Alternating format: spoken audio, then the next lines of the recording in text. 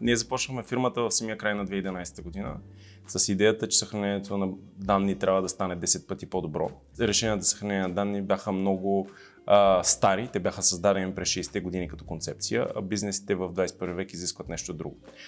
Те изискват софтуер и ние решихме, че сме първата компания в света, която ще направи такова решение от България и ще го продава на глобалния пазар. Така че всички да сме малко по-добре. Сега сме около 50 човека, продаваме в 30 държави, 30 плюс на 4 континента. Име сме в областите за съхранение на данни на големи IT фирми, които правят сервис провайдери и имат значителни обеми данни и милиони клиенти по света. И искаме да станем D-Storage Company, когато някой каже Storage, това да означава Storpo, един вид като по-големия български Microsoft или по-големия български VMware.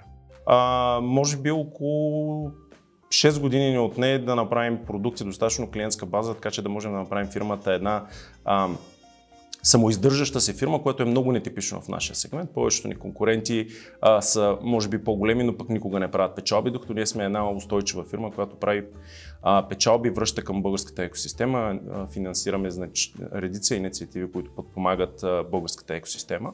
Ако можем да направим съхранението на данни и обработката им 10 пъти по-бърза, отколкото тя е в момента, всяка човешка дейност ще бъде акселерирана до 10 пъти. И това ще направи ресърча, развитието на всякакъв тип технологии и медицина ще ги направи по-бързи. И ние искаме това да е наш малък contribution, нашето нещо, което сме дали на света и вярваме, че сме събрали най-добрия екип в света, който може да направи такова нещо и успешно всъщност го прави.